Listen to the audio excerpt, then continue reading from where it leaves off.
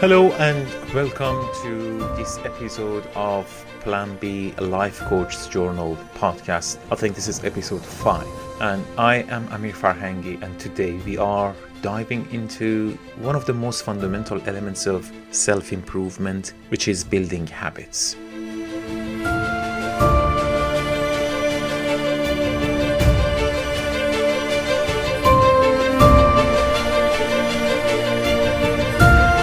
However, before I start the podcast, I want to give you some idea around what we are going to talk about. Of course, first of all, acknowledgement of the festive season and a special time for everyone. And so before everything, I want to begin by wishing everyone a wonderful time with family and friends as we approach the new year. And it is time for reflection, celebration, preparation for the year ahead, alongside getting ready for the new year. We will also have a special episode dedicated to that, and I know many people are already talking about New Year's resolutions, self-improvement for the coming year, and that's exactly what we are going to talk about on that episode. But apart from that, we are also going to talk about how to build habits into our identity, and we get also familiar with the formulation that James Clear introduced through his book, The Atomic Habits, and we will try to utilize that formulation in order to build some habits around the foundation about different aspects of energy and building mental, physical, and motivational energy in our day-to-day life. And if we make these activities as part of habits with those exercises, that will be a very good point of this podcast. So I'm hoping that you're utilizing those practices and you're utilizing this episode to build the habits around those foundations element. And at the end, I'm going to introduce another methodology that we can put a lot of habits together and make a sequence of habits that works together. And why we need to do this, because utilizing habits will save us lots of energy, lots of mental energy, because we don't need to make decision for them. And if we do stack them together, we don't need to make decision about building habits, because all the habits are going like a smooth stream of actions following each other, naturally evolve themselves and complete themselves through our daily chores and actions. So once again, Merry Christmas and have a fantastic time celebrating. And of course, the New Year's is just around the corner. And for some of us, like myself with Persian heritage, a Farsi language audience, we recently celebrated Yalda, which is the longest night of the year. And this beautiful tradition took place just 2 nights before Christmas, and making this season even more special. It's truly a fantastic and exciting time as we are entering a period when the days begin to grow longer, and it's a symbol of renewal and growth with a positive energy.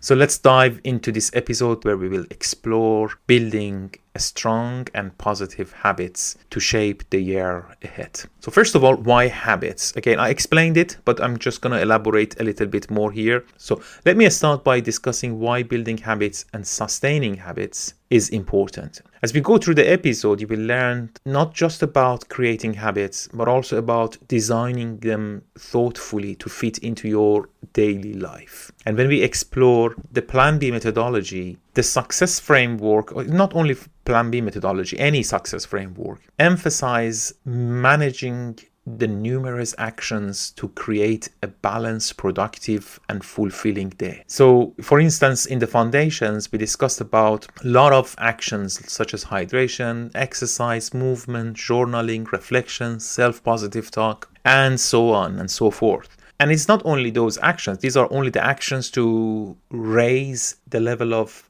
energy, mental energy, physical energy, motivational energy. But there are also other crucial aspects such as development, skill development, and we need to develop our skills. So a lot of actions, a lot of learning. And above all, we have lots of actions about our main objectives. And it depends on the person. It can be just a small immediate daily task or long-term ambitions. It can be a life vision or greater purpose. And regardless of the scales, we have actions around those missions, and we all know making decisions to take actions is quite overwhelming, especially when the number of actions are too many. One crucial point to understand is that humans have a limited capacity. We have limited capacity for making decisions every day. We can't endlessly make decisions without consequence because our brains operates like a battery and it has a finite amount of energy for decision making. Every choice we make drains this mental energy, and the more decision we make, the faster this battery depletes. So as a result, it's essential to manage our decision making wisely and to preserve energy for what truly matters for that reason. One of the methodology that we can start utilizing in order to save this decision making is introducing habits. There are other methodologies, of course. For example, if you have a wide variety of clothes, simplify your wardrobe for day-to-day activities by adopting a consistent style or set of outfits, so you don't need to make a decision which clothes I need to wear today. This is, of course, for very busy people. This is crucial. You don't have time for even these small details. Or the other way is to eliminate the need to decide what to wear. So another example is driving. If you drive regularly, ensure your car is equipped with automated features whenever possible. And this reduces the cognitive load of managing the small details during the commute and allowing you to conserve energy for other priorities. And that's why no wonder when you're going high level of hierarchy in the organizations or business, people tend to not to drive at all because they don't want to even utilize any part of their brain for driving because they need to focus and utilize that energy somewhere else. The fewer decisions you make during a day, the more energy you will have to dedicate to your primary goals.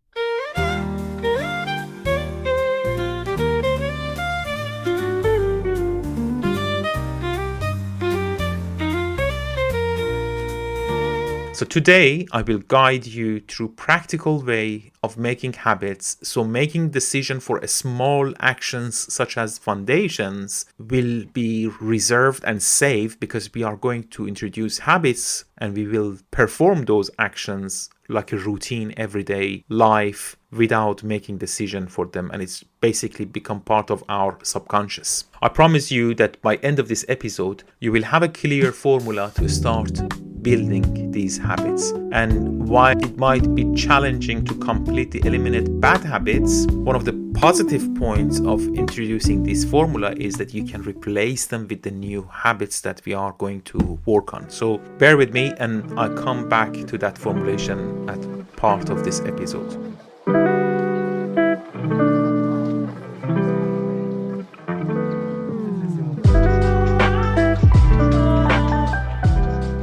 Before introducing the formula, the point that I want to also highlight is discussing around identity. I think we talked about the identity, and this concept ties back to the essence of be and being in the Plan B methodology. One of the most powerful ways to create a habit is to ensure that that habit aligns with the identity that we wish to embody. Okay, for example, if our goal is to become an author, don't simply aim to read or write a set number of books. Instead, identify yourself as an author or as a reader and tell yourself, I'm becoming an expert in this field. And then when you adopt this identity, you will naturally begin to cultivate the routines and behaviors that are associated with this role. By aligning your actions with your desired identity, you start integrating those habits into your life. Over time, you will pick up the routines, elements, and practices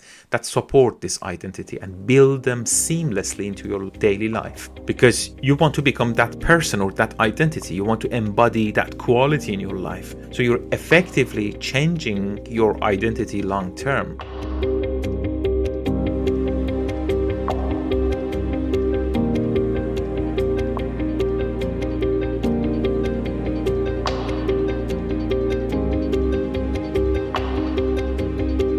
How you do that is you're going to do some research to understand typical day look like for an author, what they usually do, what they usually read, what training they usually take, what sort of people they are trying to have contact with. So after that, you actively taking actions to mimic those behaviors into your life. You're taking actions to align that identity and incorporate those into your daily life. For example, if you want to become a sportsman, you already have an idea of what a sportsman do, where they go, how they train, and the activities they engage in. If you're not sure, you can research about them. You can read some biographies, autobiographies, learn about their habits, and learn about their lifestyle and get some clarity around the subject. So from the very first day, you can confidently claim that you are becoming an expert. I'm actively working on this field of knowledge. So you just need to start small, okay? So when we talk about adopting the identity, don't think that it means that from the beginning you have to act like 100% professional author. No, start small and then gradually increase. And these incremental steps are foundation of lasting success. So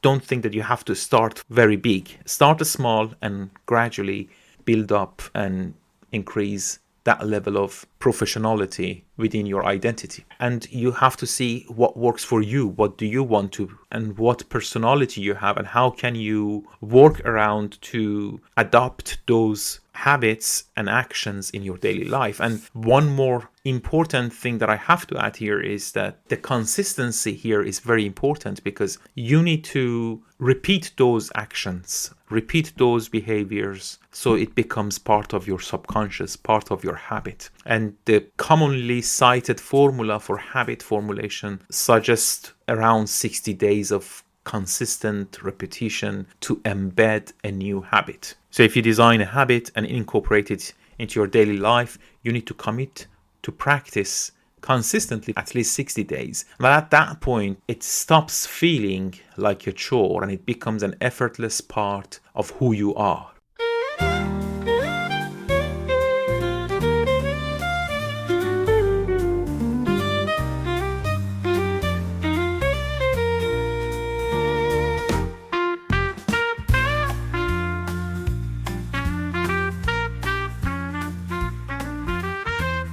So enough of the identity, but let's go to what I said, the formulation that I gathered from James Clear's book, Atomic Habits. James Clear in Atomic Habits breaks down habits into 4 parts. He explains that each action, whether routine or subconscious, consists of 4 elements: cue, crave, action, and reward. Okay, let me break down these 4 elements into more detail. So cue is the trigger that prompts you to take action. This could be something that reminds you to perform a specific behavior, or it can be a visual cue, like you are thirsty and all of a sudden you see a glass of water placed close to your desk, and that become a cue. And then of course crave should be there, and the crave is feeling thirsty, and that all of them lead you to action, which is drinking the water, and the reward is the feeling of hydration. Okay, so it's for this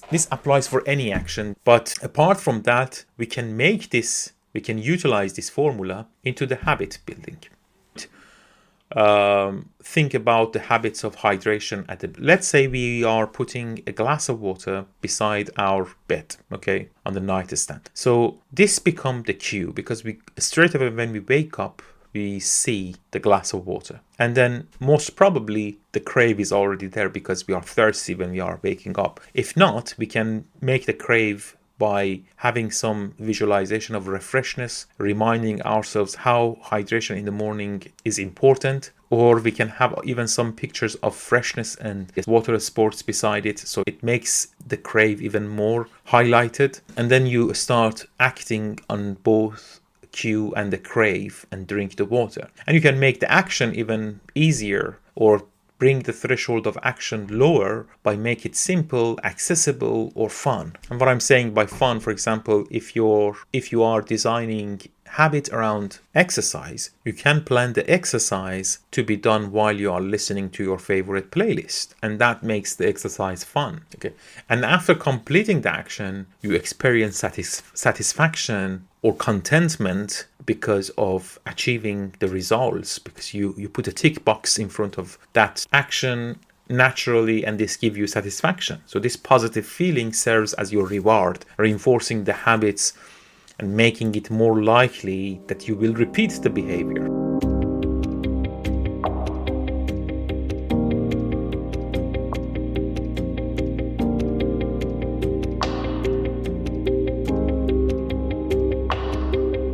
Okay, so now you can use these 4 elements to build habits. You can use cue to trigger and reminds you to act. The example of glass of water. And for the crave, I said you can make it desirable. For example, for journaling, you can use your favorite pen, your favorite journal. And for the action, as we said, you can make the action easier by the accessibility of the action or association of that action with fun. Okay, combine it with the element of fun. The example of listening to uplifting music or some movement or exercise can be made more enjoyable by turning it into fun activity like dancing. And alternatively, as we explained, you can make the actions easier by ensuring everything you need is prepared and within reach. And you can reward yourself by feeling of achievement, by also experiencing the completion of the action and the sense of accomplishment. This can serve as a powerful reward and an element of recognition for your effort. Take a moment to acknowledge it and say well done to yourself even. And this simple act of self-recognition reinforces the habit and keeps you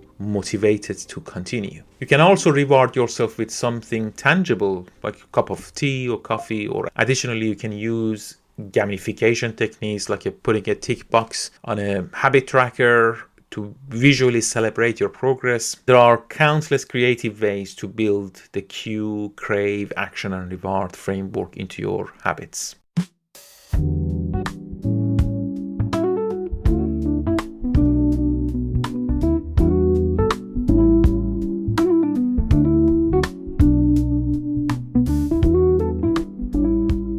One more thing I'd like to discuss is continuation of what we talked about, self-positive talk. We discussed replacing bad habits with good ones or bad behavior with good behavior using ROAR technique. If you recall, ROAR stands for reflection, observation, analysis, and reaction. Reflection is typically done during journaling or dedicated time of the day. And during this period, you take time to observe the events of the previous day, or if you do it at the end of the day, the events of the current day. And the goal and the target is to analyze the events and understand what mood you experience, identify what didn't go well, and find out what can you do to improve or address any deficiency or any problem. Finally, based on those analyses, you make a conscious decision to react and implement a change. This approach not only helps you in replacing negative behavior with positive ones in long term, but also reinforce a proactive mindset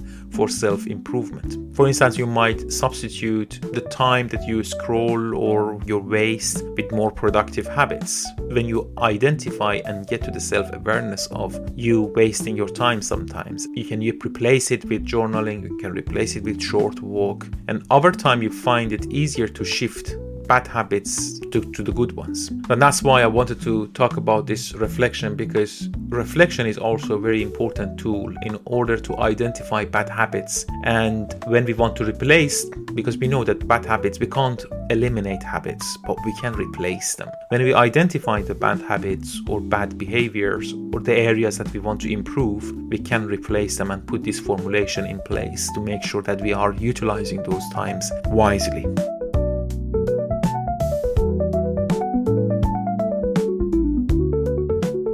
So now is your turn. I encourage you to start some practical habit building by designing habit using the formulation of cue, crave, action, and reward framework. We discussed a lot about different habits like journaling, exercise, hydration. If you can apply this framework to each of these, it will bring significant benefit to you because you're going to save a lot of time. You're going to do those actions subconsciously without even knowing. So try and design the habits that in a way works for you and makes it enjoyable and engaging. I'm not going to outline everything for you here. This is your opportunity to reflect and explore and design your habits building. Think about the elements we've discussed and figure out what you want, what works best for you, because it's important to also remember that not everything works the same for everyone. Habit building formula that resonates with me might not suit your preferences or your lifestyle.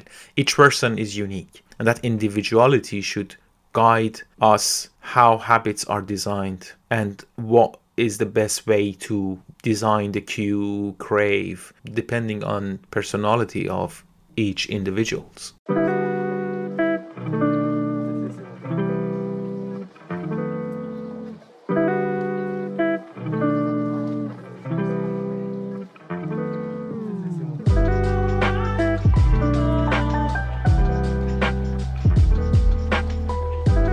Another effective approach is to combine habits into sequence. So I talk about how to combine them. So this is the last point in this podcast. If we can combine the habits, the technique is called habits stacking. For instance, after completing one habit, it naturally cue the next one. So it's not only simplifying the process, but also create a smooth flow in your routine and explore how you can apply this technique to your habits. For example, after drinking water in the morning, naturally brushing teeth, naturally doing exercise or 7-minute workout, then take a shower. You can do a little bit of journaling. At the lunchtime, you can take some steps, light lunch, follow up of the small steps, stretching, yoga, quick walk.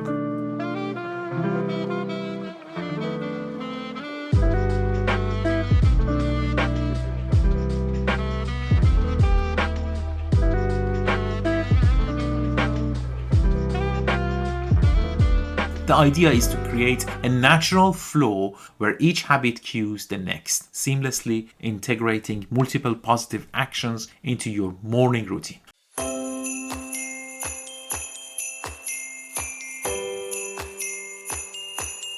Okay, let me take a moment to share some update about the community and our activities. It's festive season, and as we approach 2025 and the new year, some of our regular activities will understandably be impacted by the holiday. However, I'm excited to share a significant milestone. The main structure of the Plan B book is now completed, and my goal is to finish the first edit by the end of Q1 next year. On Instagram, I've also started posting bite-sized tips and reels, and I'm hopeful that this content will be helpful, and I plan to continue and expand it moving forward. If you have not heard about my channel, it's @Amir Farhangi at Instagram. Additionally, last week's blog about empowering mindset was a key highlight. If you haven't read it yet, I encourage you to visit my website, where you will find it in the blog section.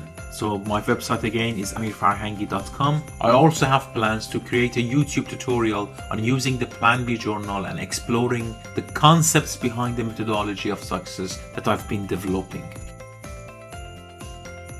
Before I close, I want to wish you all the best for the new year. To leave you with some inspiration, I share this timeless quote from Aristotle. We are what we repeatedly do. Excellence, then, is not an act, but a habit. This perfectly encapsulates what we've been discussing in this episode. How repetition is the foundation for building excellence in our lives through habits. And through repetition, we can make excellence a habit in our lives, integrating it as a natural part of who we are and how we live. Thank you for joining me on this episode, and remember, habits are the foundations of everything we do. Start small, stay consistent, keep moving towards the excellence and identity you aspire to embody. Until next time, keep being your best self. Enjoy the holiday season with your friends and family. And I wish you all the best and incredible 2025. I'll see you in the new year.